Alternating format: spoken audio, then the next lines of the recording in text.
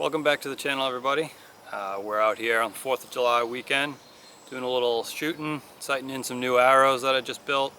If you've been following along on the channel so far, you know that I've done a 3-part series on an Easton Axis 5mm arrow build, and we're out today to do some sighting in with those arrows. So I got my hunting rig here, and we're going to take a few shots from 20, 30, 40, and 50 and try and get them sighted in as best we can. So I'll take you through my process on how I like to go about doing that. I'll show you the sight I'm working with here and how I like to get it all sighted in and get my sight marks set. So stay tuned, follow along. I'll take you through the process and enjoy.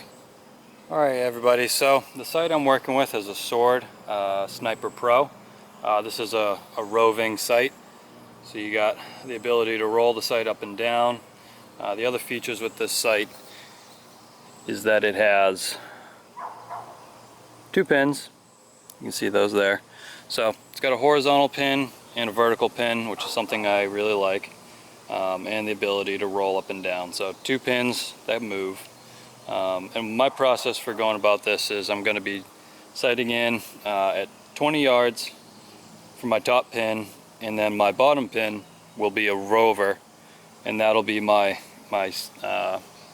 shooting distances going out from 20 to about 50 yards. So it's a very nice sight. It's a heavy duty sight. It has micro adjust on the windage, which can operate through this click and this lever. So the process we'll start with is going from about 20 yards, like I mentioned. We'll get sighted in at 20 yards, and the way I like doing this is putting a horizontal piece of electrical tape across my target. And so that way I'll focus on strictly elevation from 20 to 50. I won't pay attention to my left and rights until I get my up and down, my vertical set. So it takes some confusion out if you're really trying to do the vertical and the horizontal adjustments of your pin at the same time. For some people that can get confusing. For me, it's really easy to just have that horizontal black line and just shoot straight at that every time, just focusing on that elevation. So that's what we'll do. We got a blank slate here, as you can see. I don't have preset sight tapes for this. I like to do mine on my own, so I'll get sighted in wherever it lands for 20 yards, and I'll make a pen mark for 20, and then we'll move on from there. Alright, so we're at 20 yards. We'll take our first few shots. I'll be doing groups of 3 arrows. 3 is plenty just to get a decent group there and not wear yourself out. So we'll take 3 shots at 20, see where we land, and then just kind of keep adjusting the sight till we feel like we get it in a good spot for 20 yards.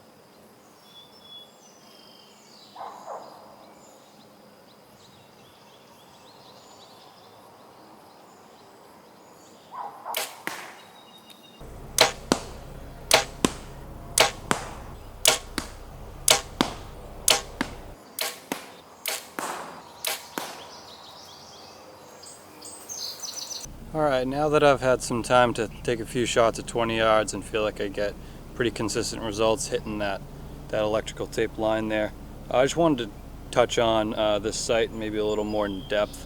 Like I mentioned earlier, we have 2 pins here that you can see, and now I have my 20 line drawn. So now that I have my 20 yard line drawn, that's for my top pin. Now this bottom pin is a fixed pin, and the upper pin is movable. I like keeping them at this gap. It's not too spread out, it's fairly tight. But what I can do now is walk back until I find where that bottom pin hits consistently. That could be 24 yards, 25 yards, 28 yards, could be anywhere. So what I'm going to do is I'll walk back, figure out where that bottom pin is, and then I know that when I'm at my top dead on my sight, where I got my top pin at 20 yards, my bottom pin is going to be maybe 27 yards or 25 yards. So I'll note that on my sight tape. That's the way I do it. It seems to work pretty well. I'm guessing I'm going to be probably about 5-6 yards between the two on this gap, just based on how I know these arrows are shooting. So we'll see. We'll walk back. Maybe we'll see what distance that is, and then I'll put either 25, 6, or 7, whatever it ends up being, right below this line here, and then we'll carry on to 30, 35, 40, 45, 50. Now, the thing I like most about having a double pin and a movable sight is I get that benefit of those close range shots for 20 and 25 yards. I don't have to mess with the sight at all, which is pretty common for me, being an eastern whitetail hunter. A lot of my shots are 25 and in. Actually, predominantly they're all 25 and in. Occasionally I'll have the 30 yard shots, and maybe even 35 in some instances. But most of the areas I'm hunting is pretty thick, so I'm always shooting close. Last year, for example, I had 2 bucks killed under 10 yards, and I had another doe under 20, and then the fourth one being a little bit longer at 32. So they vary, but a lot of my shots are close. So that's what you get for a benefit of having a double pin. You don't have to move it, but on those longer shots you have that fine-tune capability.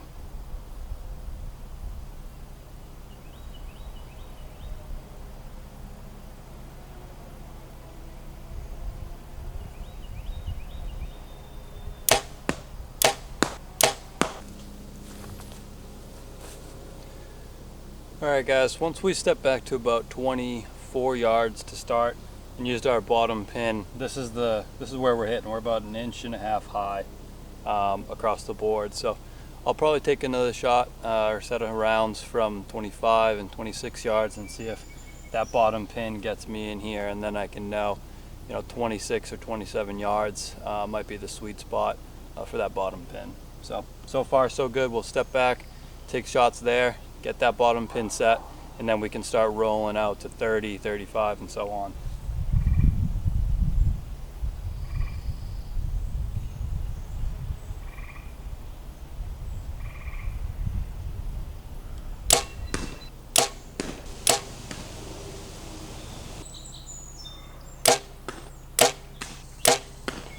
Alright, so I've taken some shots at 27 yards, and then I worked my way in a couple yards to about 25, and it looks like I was hitting great at 25. I was just clipping the line, that horizontal line, every time. So 25 yards looks like it's a perfect match for that bottom pin.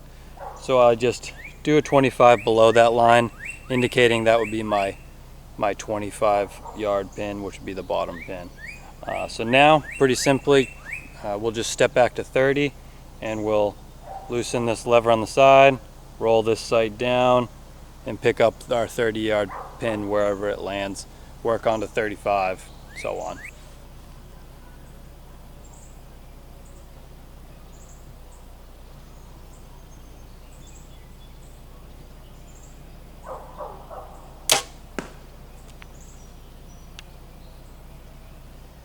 Looked like it was a little low, so we'll roll that pin just a little bit down, see if we can get that up closer to the line.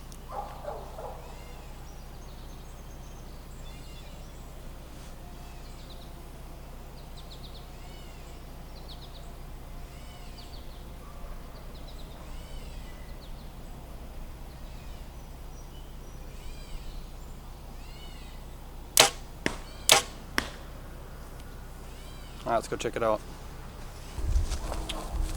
All right, so our first grouping at 30 yards. The first shot, as you can see, I thought it was a little low. I rolled that sight down just a little bit, which would bring my sight to bring these arrows up. So after I did that, we had one just over the line, might have pulled it off a little high, one right in the line. So we'll do another test of 30 and then we'll move on from there.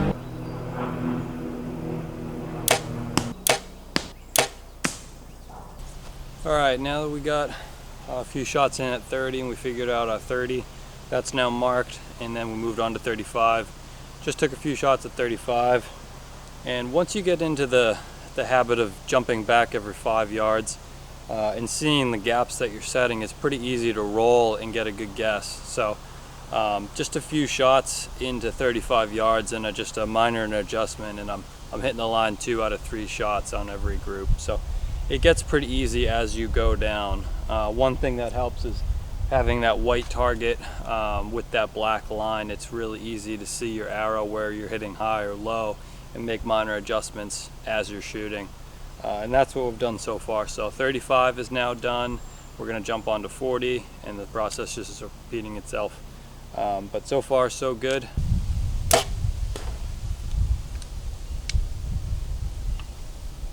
Looks like we're a little low. Roll the sight down just a little bit. And one important thing to note, once you get out to about 40 yards, using that electrical tape is getting a little bit small. You may want to jump up to something like duct tape size.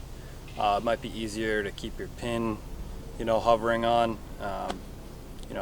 If your pin's constantly going off of it, which is extremely common. I mean, my pin's not sitting on this the whole time, but if you can't accept that, then that's another thing. But jumping up to something with like duct tape size is a little bit easier at 40 yards and beyond.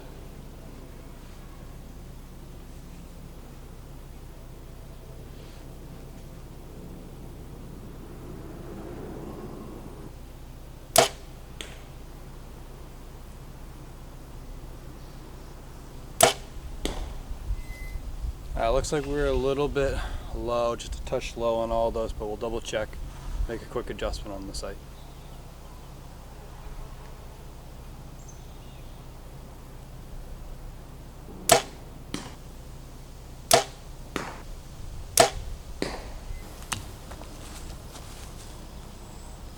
Alright guys, 40 yards is now done.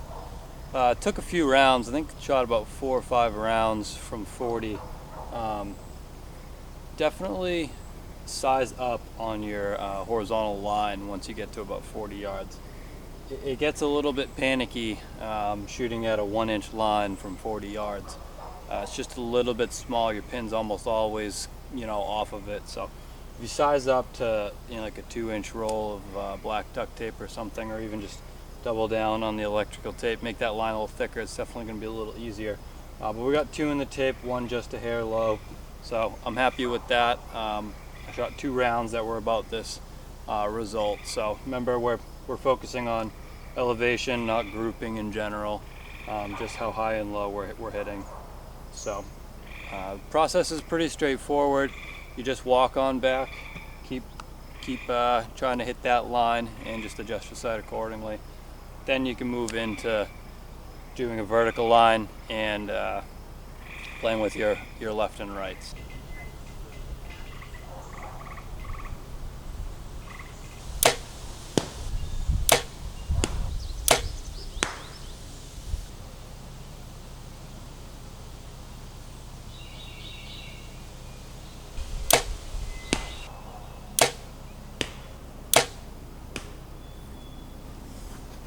Alright, now that our elevation is set from 20 through 50 yards, we can work on our windage.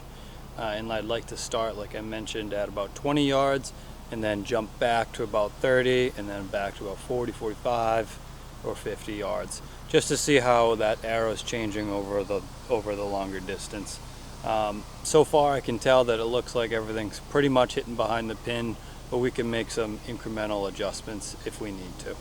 Now, one thing I did want to mention is that every time you're taking these shots and trying to work on your left and right, you really want to make sure that that bubble is dead level. That's a given.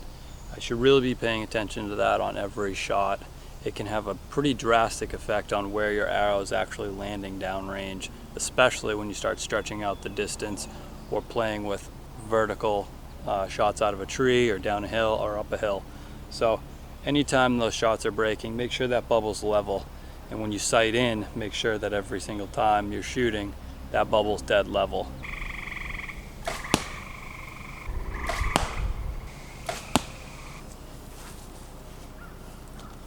Alright guys, 20 yards. It looks like we're just off on the right side on a couple, so I could just do a click or two to the right following the arrow to bring this back in center line, and then we'll move on to further distances.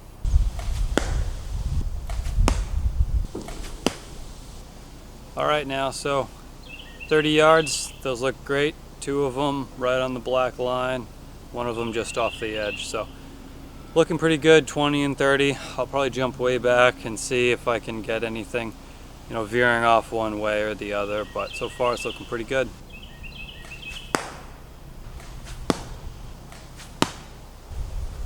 Alright, so those last 3 were from 45 yards. 2 of them in the black. 1 of them was a shot that I definitely pulled. So I'll play around with it from here on out, but that's pretty good as far as getting my sights lined in both vertically and horizontally. We got the windage and elevation pretty much dialed in now. So from here on out, it's just experimenting, playing with it and tweaking with it. That's the gist of getting this sighted in with field points, at least, from 20 yards to 50 yards with a double pin slider. So thanks guys for watching. This was fun. I hope you enjoyed the video, maybe picked up a little bit of information. If you want to leave a comment and questions, leave them down below. You can check out these arrow builds on the channel. There's a playlist for them. It's a 3-part series. And thanks guys. Yeah, subscribe if you haven't.